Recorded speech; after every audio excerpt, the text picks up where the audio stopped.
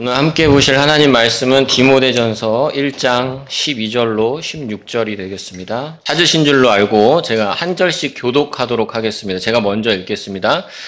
또 나를 능하게 하신 그리스도 예수 우리 주께 감사를 드리나니 이는 그분께서 나를 신실한 자로 여기셔서 그 사역 안으로 나를 넣어주셨기 때문이라. 내가 전에는 신성도 자여 핍박자여 때를 기스는 자였느니라. 그러나 내가 긍휼을 얻은 것은 내가 믿지 아니한 이에 알지 못하고 그것을 행하게 됩니다. 또 우리 주의 은혜가 그리스도 예수님 안에 있는 믿음과 사랑과 함께 지극히 풍성하였도다. 이것을 신실한 말이요 온전히 받아들이기에 합당하니 곧 그리스도 예수님께서 죄인들을 구원하시려고 이 세상에 오셨다는 것이다. 죄인들 중에 내가 우두머리니라. 다 같이요. 그러나 이런 까닭으로 내가 긍휼을 얻었나니 곧 내 안에서 먼저 예수 그리스도께서 모든 오래 참으심 보여주사 이후로 그분을 믿음으로 영존하는 생명에 이르게 될 자들에게 본이 되게 하셨느니라. 아멘. 자, 12절에 보시면은 나를 신실한 자로 여기셨다라는 말이 나옵니다. 그래서 오늘 말씀의 제목은 제가 간주 이렇게 했는데, 간주가 이제 여기다는 말의 한자 표현이더라고요. 그래서 국어사전에는 이게 될 수 있으면 한자 쓰지 마라 이렇게 나왔는데, 우리 성도 여러분들이 좀 기억에 쉽게 남았으면 하는 의미에서 간주하다 이런 뜻에서 간주라고 말씀 제목을 삼았습니다. 여러분들 인사청문회 같은 거 보신 적 있으시죠? 가끔 TV에서도 많이 중계를 하고 하는데, 이 세상에서도 이렇게 중요한 일을 맡기기 전에 어떤 사람들에 대해서 이 후보자가 적격한지를 잘 따져보는 자리가 바로 인사청문회입니다.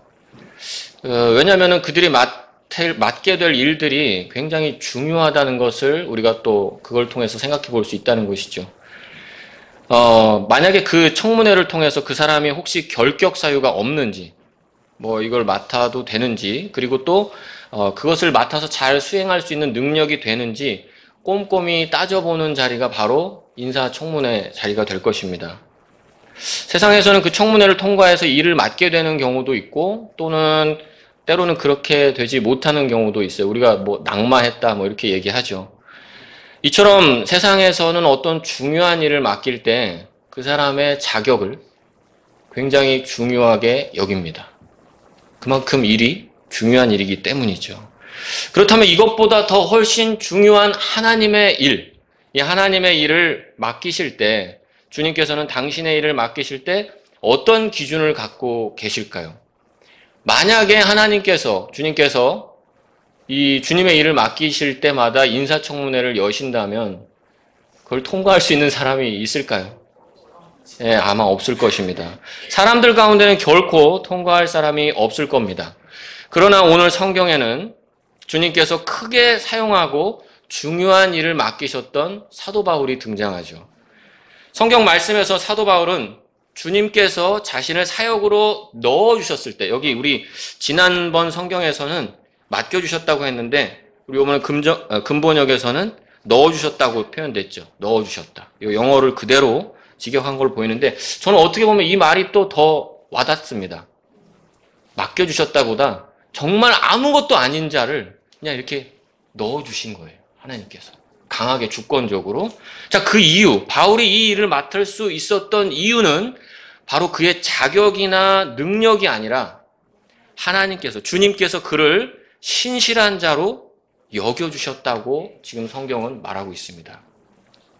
여기서 여겨주다라는 단어는 그렇게 생각하다, 또 그렇게 믿다라는 의미를 갖고 있는 단어가 지금 사용되었습니다.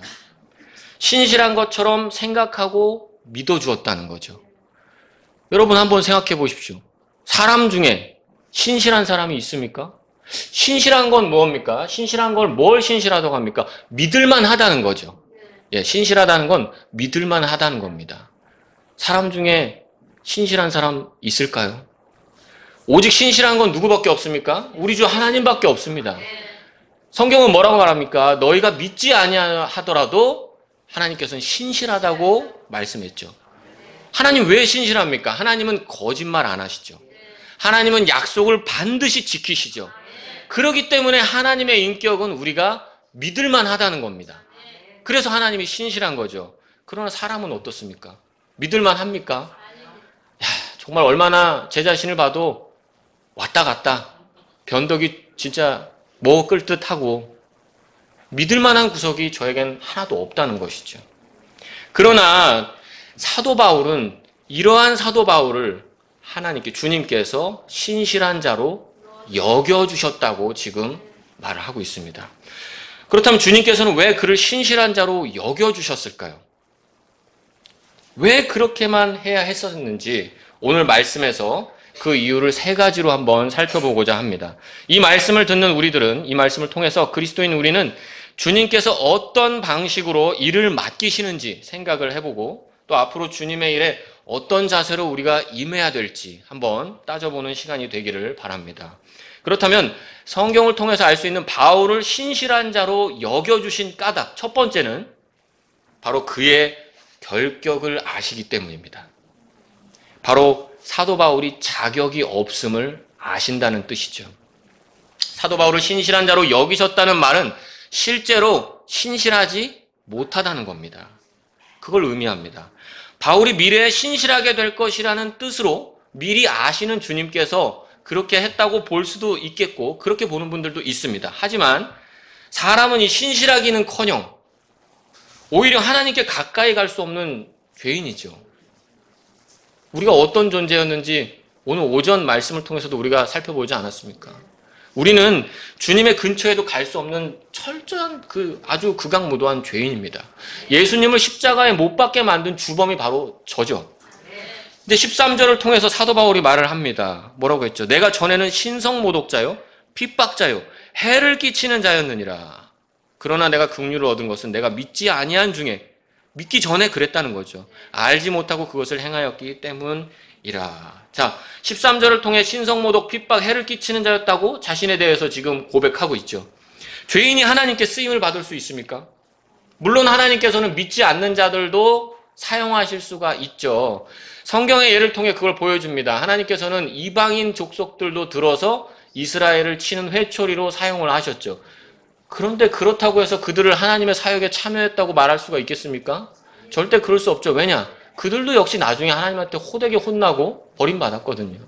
그것은 하나님께서 특별한 경우에 사용을 하신 것이지 하나님의 사역에 참여했다고 말을 할 수 있는 것은 아닙니다.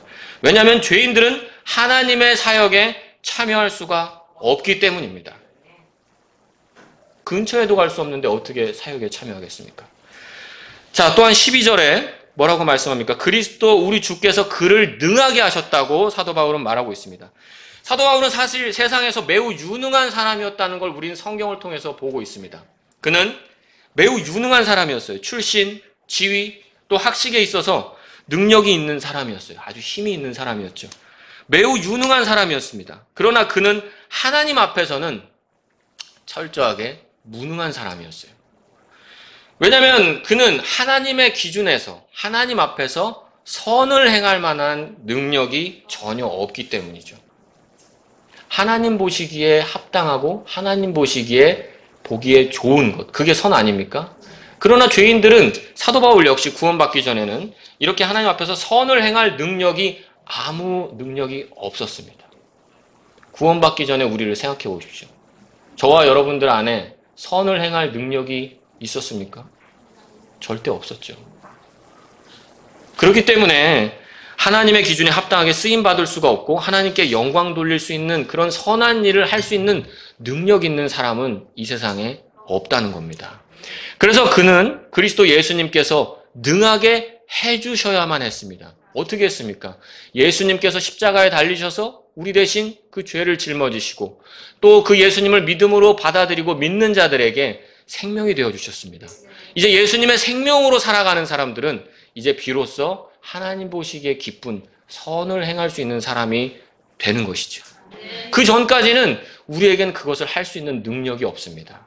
하나님의 선을 행하고 하나님의 사역에 참여할 수 있는 능력이, 자격이 우리 사도 바울에게는 없었다는 것입니다. 그리고 저와 여러분들에게도 없었죠. 구원받기 전에 제 모습과도 똑같습니다. 저는 온전히 하나님을 모욕했던 죄인이었고요. 하나님의 일에 참여할 수도 없었습니다. 선한 일을 행할 수 없는 자였습니다. 그렇다면 저는 이제 구원받았으니까 구원받은 이후에는 어떻습니까? 이제 모든 죄들을 용서받고 내 안에 성령님도 계시니까 이제는 좀 이 정도면 주님의 일에 쓰임받을 자격이 된다고 말할 수가 있습니까? 저는 없습니다. 사도 바울은 15절에 뭐라고 했습니까? 이것은 신실한 말이요 온전히 받아들이기에 합당하니 곧 그리스도 예수님께서 죄인들을 구원하시려고 이 세상에 오셨다는 것이라. 그 뒤에 뭐라고 했죠? 죄인들 중에 내가 우두머리니라. 자, 여러분, 사도 바울이 쓴 서신서 중에 제일 마지막에, 그러니까 그가 죽기 전에 마지막으로 쓴 서신서가 바로 디모데 전후서입니다. 이미 많은 사역을 했고 많은 사람들을 주님께 인도했고 많은 교회를 세웠고 정말 주님께 크게 쓰임받은 사도 바울인데 그가 죽음을 앞두고 있는 시점에 맨 마지막에 뭐라고 고백을 했느냐? 죄인들 중에 내가 우두머리라고 했습니다. 영어 성경을 갖고 계신 분들은 내가 죄인들 중에 우두머리였다가 아니라 뭐라고 했습니까? I am. 지금 내가 죄인들 중에 우두머리라고 하고 있는 겁니다. 사도 바울은 알고 있었어요. 내가 지금 이 순간도 하나님께 쓰임받기엔 부적격한 자다. 아무 능력이 없다. 저도 마찬가지입니다. 제가 구원받고 제 안에 성령님이 계시지만 여전히 저는 하나님께 쓰임받고 하나님의 일에 제가 넣어주시라고 할 만큼 자격이 안 된다는 것입니다. 그렇기 때문에 주님께서는 사도 바울을 신실한 자로 여겨주셔야 했습니다. 이 말은 여전히 그는 주님의 사역에 쓰임받을 자격이 없다는 걸 의미합니다. 전적으로 그를 신실한 자로 여겨주셨기 때문에 이 일이 가능하다는 것입니다. 우리도 똑같아요. 구원받은 그리스도인은 누구나 전에도 지금도 앞으로도 아무런 능력도 자격도 없습니다. 저에게는 전에도 지금도 앞으로도 하나님의 사역에 쓰임받을 자격이 능력이 없다는 것입니다. 지금 우리가 하는 어떤 섬김이라도 그것은 주님께서 우리를 신실한 자로 여겨주셨기 때문에 그렇게 간주해 주셨기 때문에 가능하다는 것입니다. 원래는 그렇지 않은데 그렇게 여겨주셨기 때문에 왜냐? 우리 안에는 여전히 아무런 자격도 능력도 없기 때문입니다. 오늘 말씀을 통해서 알 수 있는 주님께서 사도 바울을 신실한 자로 여겨주신 두 번째 까닭은 바로 주님이 은혜가 풍성하기 때문입니다. 사도 바울을 신실한 자로 여겨주신 이유는 주님께서 은혜가 풍성하시기 때문이라는 거죠. 14절을 한번 보십시오. 또 우리 주의 은혜가 그리스도 예수님 안에 있는 믿음과 사랑과 함께 지극히 풍성하였도다. 여기 보면 은혜가 지극히 풍성하다고 지금 말하고 있죠. 여기서 지극히 풍성하다 할 때 지극히라는 단어가 갈라디아서 1장 13절에도 같은 어근을 가진 단어가 쓰였는데 거기는 사도 바울이 뭐라고 말을 했냐? 내가 예전에 교회를 극도로 핍박했다라고 기록하고 있어요. 거기 같은 단어가 쓰인 거예요. 극도로 핍박했다. 주님의 은혜가 지나치게 지금 아주 과도하게 풍부하다고 표현하고 있습니다. 자신이 교회를 그렇게 핍박했던 거 그것만큼 주님의 은혜는 정말 지극히 극도로 풍성하다라고 지금 말씀을 하고 있는 것입니다. 실제로 그럴 수밖에 없는 것이 사도 바울은 주님의 교회를 핍박한 것에 대해서 굉장히 지금도 그렇고 갈라디아서도 그렇고 계속해서 마음이 안타까워했죠. 본인이 그것을 많이 반성하고 회개를 하는 모습을 보여줍니다. 그런데 지금 주님의 은혜는 그것 이상의 그것을 덮고 아주 쓸어버릴 만큼 큰 은혜를 주님이 보여주셨다고 말씀을 하는 겁니다. 마치 홍수가 나면 다 쓸려버리고 아무것도 남지 않는 것처럼 정말 주님의 은혜가 한번 지극히 풍성한 주님의 은혜가 나를 휘몰아치면서 싹 쓸고 가면 정말 주님의 은혜만 남게 된다. 지금 그것을 이야기하려고 하는 것입니다. 사도 바울은 이처럼 주님의 은혜를 경험했다고 말씀하고 있습니다. 이처럼 주님의 은혜를 풍성한 주님의 은혜 정말 비교할 수 없는 풍성한 주님의 은혜를 사도 바울은 지금 이야기하고 있습니다. 그 은혜가 있었기 때문에 사도 바울을 신실한 자로 여겨주셨다고 말하는 겁니다. 즉 사도 바울이 사역으로 부르심을 받아 쓰임을 받은 이유는 내가 자격이 있는 것도 아니고 능력이 있는 것도 아니고 주님의 지극히 풍성한 은혜 때문이라고 지금 말씀하고 있는 것입니다. 여러분, 은혜란 무엇입니까? 자격이 없는 자에게 베풀어지는 호의예요. 아무런 자격이 없는 자에게 그냥 전적으로 주시는 은혜, 호의가 바로 은혜입니다. 이전에도 지금에도 앞으로도 자격은 없어요. 그럴 만한 능력도 없어요. 그걸 받을 만한 마땅한 이유도 아무것도 없는 사람들이 바로 사도 바울이고 저와 여러분입니다. 그러나 주님의 은혜는 바로 우리를 이 사역에 참여할 수 있게끔 신실한 자로 여겨주고 계시는 겁니다. 주님의 은혜는 바울을 신실한 자로 여겨주셨고요. 또한 저와 여러분 역시 신실한 자로 여겨주셔서 오늘 이 자리에 주님께서는 앉아 있을 수 있게 해주셨다는 겁니다. 우리도 마찬가지예요. 우리는 하나님의 은혜로 구원받았죠. 그리고 하나님의 은혜로 살아가야 됩니다. 에베소 2장 8절에 다 아시는 말씀이죠. 이는 너희가 믿음을 통해 은혜로 구원을 받았기 때문이니 그것은 너희 자신에게서 난 것이 아니요 그것은 하나님의 선물이라. 디도서 2장 11절에서 12절은 이렇게 말씀합니다. 이는 구원을 가져오는 하나님의 은혜가 모든 사람들에게 나타나서 우리를 가르치되 불경건과 세상적인 정욕들을 거부하고 우리가 이 현 세상에서 맑은 정신으로 의롭고 경건하게 살며. 은혜는 정말 값없이 주어져서 우리를 건져서 구원해 주셨을 뿐만 아니라 그 은혜는 우리를 하나님의 뜻에 합당하게 살도록 이끌어 주신다는 거죠. 처음부터 끝까지, 전에도 지금도 앞으로도 우리는 이 은혜가 아니면 아무것도 할 수 있는 자격도 능력도 이유도 없습니다. 주님께서는 우리에게 끊임없이 풍성한 은혜를 베풀어 주고 계시죠. 바로 이러한 주님의 은혜 때문에 자격이 안 되는 우리를 계속해서 신실하다고 여겨주셔가지고 주님의 사역을 감당할 수 있게 해주시는 겁니다. 그래서 우리가 주님의 일에 쓰임 받을 수 있게 되는 것이죠. 이제 사도 바울을 신실한 자로 여기신 세 번째 이유를 말씀드리겠습니다. 세 번째 이유는 주님께서 계획이 있기 때문입니다. 이것은 다른 말로 기대하는 바가 있었다고 말씀드릴 수 있고요. 무슨 기대를 하셨냐? 바로 사도 바울을 하나님의 영광을 나타내는 도구로 쓰시려고 했다는 거죠. 비록 자격이 안 되는 사람이었지만 지극히 풍성한 주님의 은혜로 신실한 자로 여겨주셔가지고 그 사역 안으로 넣어주셨죠. 근데 그 무엇 때문에 그렇게 했냐? 16절을 말씀합니다. 16절 다 같이 한번 읽어볼까요? 시작. 그러나 이런 까닭으로 내가 긍휼을 얻었나니 곧 내 안에서 먼저 예수 그리스도께서 모든 오래 참으심을 보여주사 이후로 그분을 믿음으로 영존하는 생명에 이르게 될 자들에게 본이 되게 하셨느니라. 16절을 통해 그 이유를 알 수 있습니다. 사도 바울을 통해서, 사도 바울이 전한 복음을 통해서, 사도 바울이 세운 교회를 통해서 많은 사람들이 주님께 인도되겠죠. 주님을 믿겠죠. 그 사람들에게 본이 되게 하려고 그런 것들을, 은혜를 허락하셨다고 지금 말씀하고 있습니다. 사람들은 사도 바울을 통해 주님의 오래 참으심, 주님의 긍휼, 주님의 사랑, 주님의 은혜, 주님의 권능을 보게 될 수가 있었습니다. 저와 여러분도 이 성경 말씀, 사도 바울이 열심히 기록을 했고 그 교회들에게 전한 이 편지를 볼 때마다 주님의 은혜, 사랑, 권능 이런 거 느끼시지 않습니까? 사도 바울을 바로 하나님께서, 주님께서는 이러한 그 이후에 믿는 사람들의 본이 되게 사용하시려고 그러한 은혜를 허락하셨다는 겁니다. 아무 자격이 없고 아무 능력이 없던 바울을 신실한 자로 여겨주셔서 그 은혜를 부어주셔서 사도 바울을 통해 그 이후에 믿는 사람들의 본이 되게 하셨다.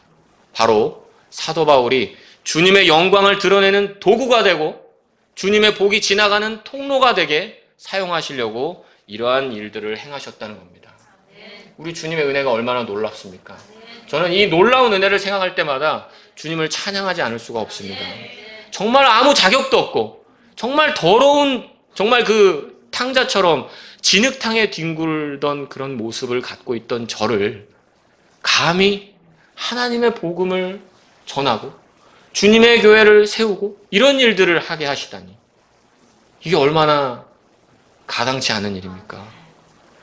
주님께서는 사도 바울을 이런 이유로 이렇게 사용하셔서 많은 사람들의 본이 되게 하시려고 그 은혜를 부어주셨다는 겁니다. 자격이 안 되고 능력이 없었지만 넘치는 은혜 때문에, 하나님의 은혜, 주님의 은혜 때문에 사도 바울은 주님의 복의 통로이자 하나님의 영광을 드러내는 도구가 될 수 있었습니다. 사랑하는 그리스도 여러분들, 우리는 어떻습니까? 우리도 똑같이 이 은혜를 받고 누리고 있는 사람들인데, 은혜를 받은 이후에 우리의 모습이 어떻습니까? 은혜로 구원했다고 하니까 정말 이것이 너무 쉽게 보이진 않습니까? 성경은 뭐라고 말합니까? 에베소 2장 8절에 은혜로 구원했다고 하지만 에베소서 2장 10절에는 이는 우리가 그리스도 예수님 안에서 선한 행위들을 하도록 창조된 그분의 작품이요 하나님께서 우리로 하여금 그 선한 행위들 가운데 걷게 하시려고 그것들을 미리 정하셨기 때문이라.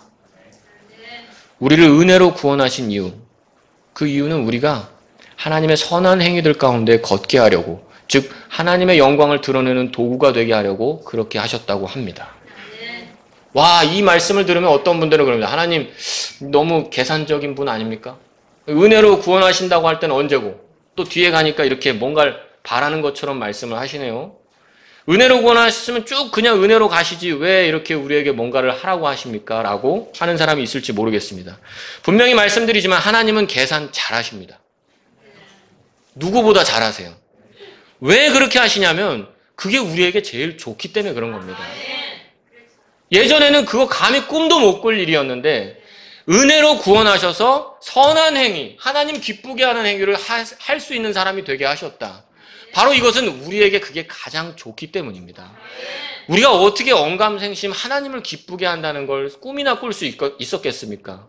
하나님을 가장 기쁘게 해드린 예수 그리스도의 생명을 우리 안에 주셔서 이제는 우리도 하나님을 기쁘시게 해드리는 삶을 살아볼 수 있게 하는 거.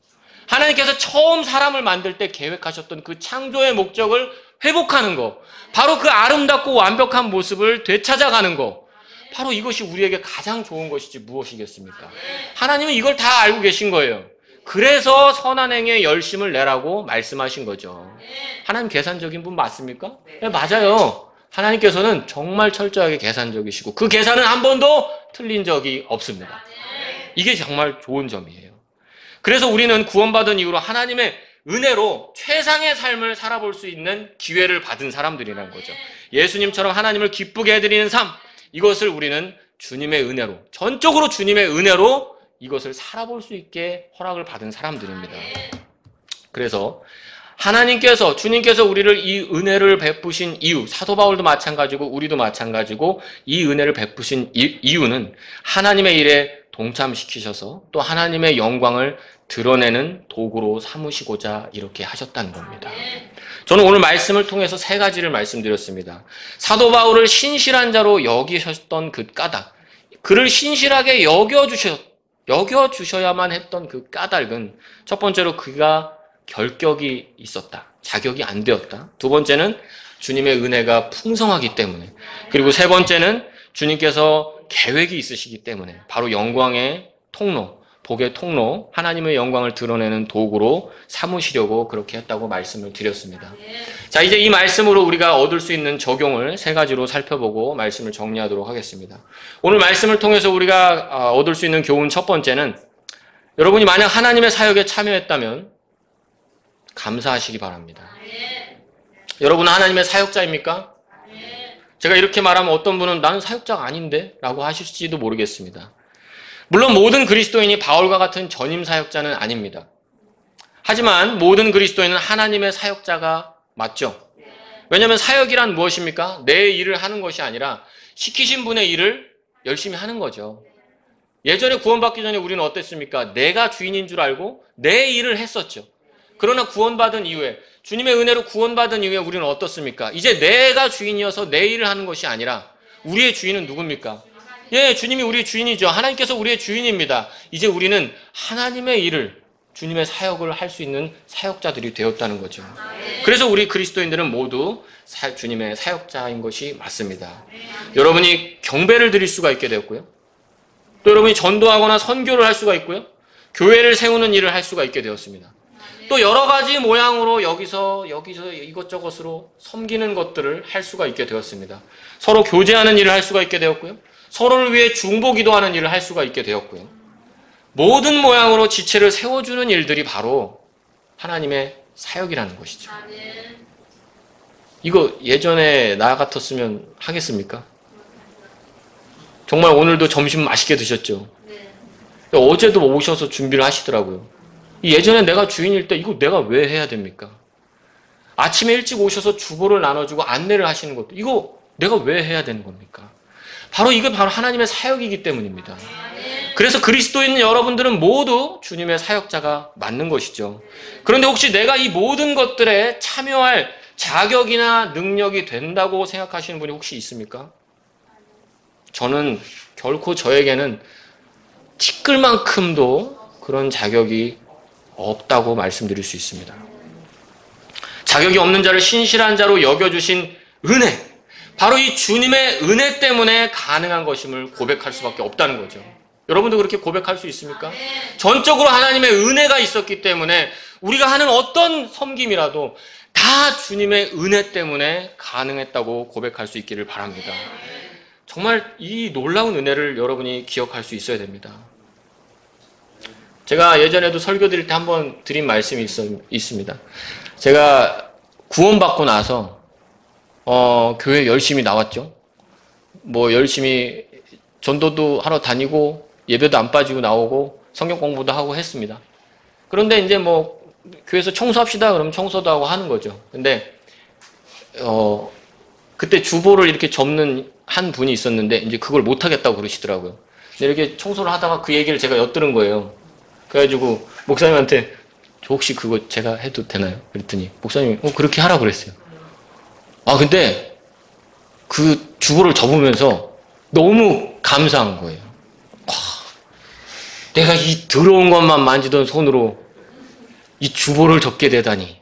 그게 이제 제가 교회에서 이게 다 같이 하는 거 말고 저한테 뭔가 임무가 주어진 게 첫 번째였어요. 너무 감사하더라고요. 여러분도 뭔가 이렇게 하나님께서 여러분에게 일을 맡기신 것이 있을 겁니다.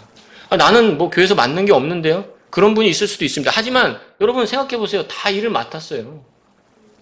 제가 또 한 가지 말씀드리자면 이것도 예전에 설교할 때 한번 말씀드린 건데 제가 처음에 예수님을 믿고 나서 교회 왔죠. 근데 여러분 사도행전 9장 6절에 사도 바울이 구원받고 나서 그 다마스커스에 있을 때 아나니아가 찾아가죠.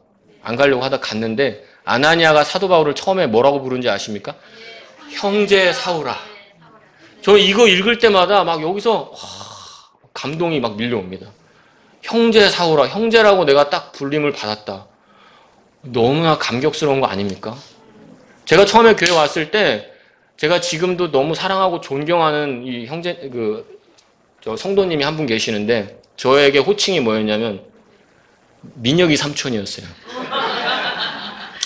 몇 달 동안 그렇게 부르시더라고요. 그래가지고 저는 네 하고 했는데 그렇게 서운하고 그랬다는 건 아닙니다. 그런데 조금 한 몇 달이 지나고 하니까 이제 그래도 진짜 구원받은 게 맞다고 판단을 하셨는지 그분이 누구라고 말씀을 안 드리겠습니다만 저한테 그러시더라고요. 동해 형제 이러더라고요. 그래서 저는 그 말을 들을 때 말 안 했어요. 저는 그 말을 그분에게 들었을 때 진짜 너무 감격스러웠습니다. 나를 형제로 봐주시는구나. 내가 저 훌륭한 성도님과 형제가 되었구나. 저는 이 사실이 너무나 감격스럽고 기뻤다는 거죠. 여러분 정말 이렇게 교회 와서 자리에 앉아있는 것도 하나님의 사역에 참여하는 것이고요. 여러분이 성도를 위해서 서로 지체들 간을 서로를 위해서 기도하는 것도 하나님의 사역에 참여하는 겁니다. 그렇게 따지면 저와 여러분 모두 다 주님의 은혜로 이 일들을 할 수가 있는 거죠. 그렇다면 여러분 감사하지 않을 이유가 있습니까? 우리가 그런 자격이 없었잖아요. 제가 어딜 봐서 이렇게 훌륭한 분들하고 같이 형제라고 어깨를 나란히 하고 물론 제 어깨가 좀 뒤에 빠져 있지만 어떻게 제가 감히 여러분들하고 교제를 하고 말을 섞고 이렇게 하겠습니까? 저 같은 사람이. 정말 이것은 모두 다 하나님의 은혜 때문에 가능한 것입니다. 그러나 만일 내가 맡은 일에 열정이 사라지고 감사가 없어지고 귀찮게 느껴지고 또는 이 자리에 함께하는 것이 정말 좀 성가신 일로 느껴진다. 우리에게 그런 일이 있어서는 안 되겠지만 만약에 조금이라도 그런 마음이 든다. 그게 왜 그렇겠습니까? 바로 우리를 그렇게 신실한 자로 여겨주시는 하나님의 은혜를 망각했기 때문이에요. 은혜를 망각하면 마치 내가 뭐라도 된 것처럼 착각을 하게 돼요. 여러분, 구원파가 여러 가지 문제가 있지만 가장 큰 문제점 중에 하나가 뭔지 아십니까? 칭의의 교리를 제대로 이해하지를 못해요. 칭의란 무엇입니까? 하나님께서 우리를 의롭다고 일컬어 주신 거예요. 그러니까 말하자면 의롭다고 여겨주신 거죠. 법정 용어인데요. 죄가 없다는 게 아닙니다. 죄는 있는데 용서받은 것으로, 없는 걸로 간주해 주신다는 거죠. 그러니까 용서받은 죄인이에요. 그런데 구원파는 어떻게 합니까? 죄가 없다고 말하죠. 나하고 상관없다고 하죠. 그러니까 어떻게 됩니까? 목에 기부스가 들어가고 뻔뻔해지는 거예요.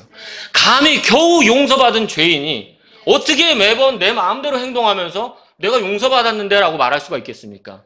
저는 지금도, 예전에도 지금도, 앞으로 주님 만날 때까지도 정말 주님 앞에서는 고개를 들지 못할 그런 죄인이라는 걸 고백합니다.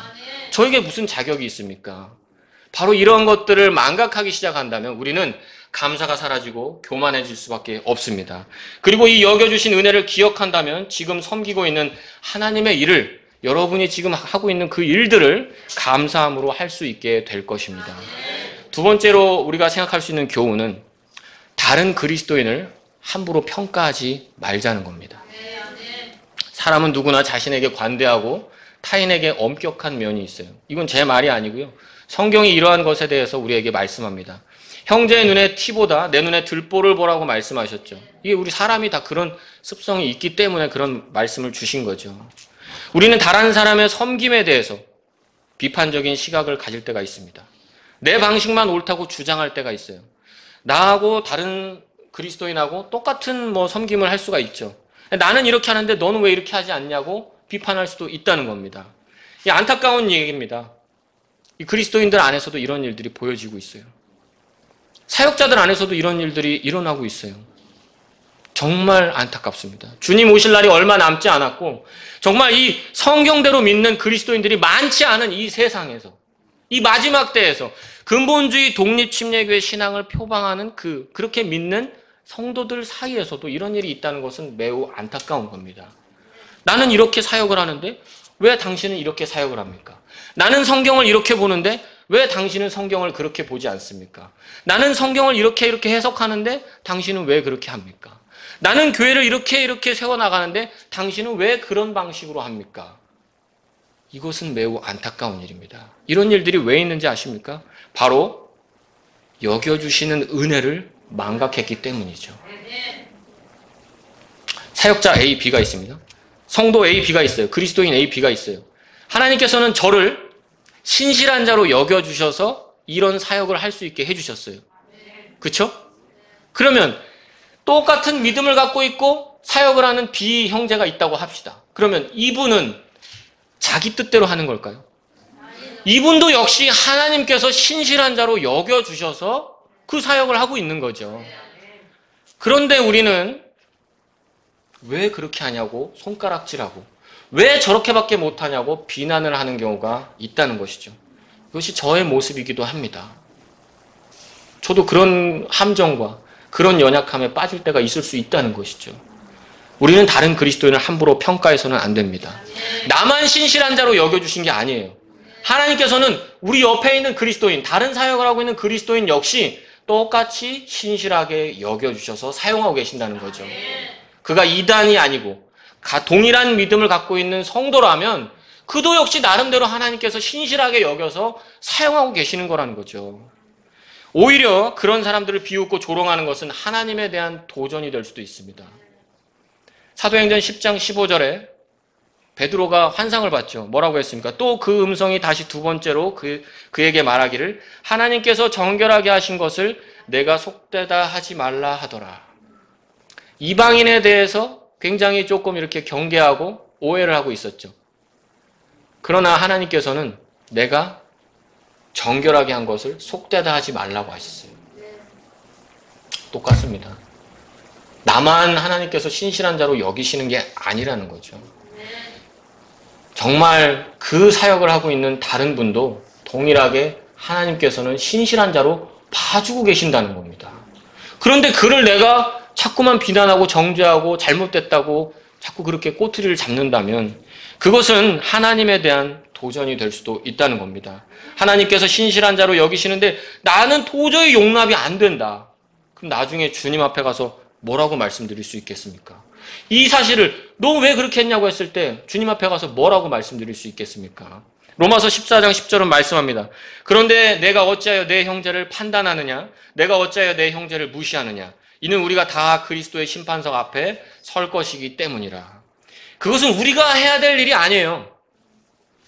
다른 그 사역자를 깎아내리거나 비난하거나 그거밖에 못하냐고 막 이렇게 험담하거나 이런 것들은 우리가 할 일이 아니라는 겁니다. 오히려 그렇게 남을 비판할 시간에 자신의 사역에 충실하고 주님을 만날 준비를 잘 하는 저와 여러분이 돼야 되겠습니다. 근데 반대로 만약에 어떤 분이 아직 막 그렇게 생각하지 않는 분이 우리가 하는 일을 막 비난을 해요. 그러면 여러분 어떻게 해야 되겠습니까? 그를 위해 기도해야죠. 그리고 기억하십시오. 저는 그런 비난을 받아도 마땅해요. 자격이 없거든요. 하나님께서 나를 신실한 자로 여겨서 이걸 하는 거거든요. 그의 눈에는 그게 안 보일 수는 있겠지만 저는 그렇게 비난을 한들 맞습니다. 나는 자격이 안 돼요. 그렇기 때문에 주님의 은혜가 필요하죠. 그리고 주님의 은혜로 이 사역을 감당하고 있죠. 그래서 저를 위해 기도해 주시지 않겠습니까? 라고 할 수 있기를 바랍니다. 절대로 그런 말들에 위축될 필요가 없어요. 원래 자격이 안 돼서 하는 거예요. 원래 능력이 안 돼서 하는 거예요. 그렇기 때문에 주님의 능력으로 우리는 일을 해야 되는 겁니다. 마지막 세 번째입니다. 우리가 얻을 수 있는 교훈 마지막은 정말로 신실한 자가 되자는 겁니다. 우리를 신실한 자로 여기셔서 주님의 일에 동참시키셨지만 우리가 언제까지나 그렇게 여겨주는 사람으로만 남아있어서는 안 된다는 거죠. 우리를 그렇게 여겨주셨고 그렇게 살아보기를 원하시고 실제로 그런 사람이 되길 그리고 그런 사람으로 주님 앞에 드러나기를 주님께서는 원하고 계신다는 사실을 기억하십시오. 고린도전서 4장 1절에서 2절 말씀입니다. 사람이 마땅히 우리를 그리스도의 사역자요 하나님의 신비들을 맡은 청지기들로 여기게 할지니라. 더욱이 청지기들에게 요구되는 것은 신실한 사람으로 발견되는 것이라. 저와 여러분들은 저는 신실하지 않습니다. 믿을만하지 않아요. 변덕도 있고요. 기복도 있고요. 정말 이게 막 왔다 갔다 합니다. 꾸준하지도 않고요. 그러나 하나님께서는 우리를 신실한 자로 여겨주셔서 일을 맡기셨죠. 근데 언제까지나 안 그런데 그런 것처럼 간주해 주는 걸로 만족하고 그대로 해도 되는 것처럼 가면 안 된다는 거죠. 은혜면 되지. 왜? 은혜가 제일 중요하죠. 하지만 은혜가 있었다면 정말로 주님 앞에서 신실한 자로 드러나기를 그렇게 주님 앞에 서기를 갈망하는 게 저와 여러분 안에 있어야 된다는 겁니다.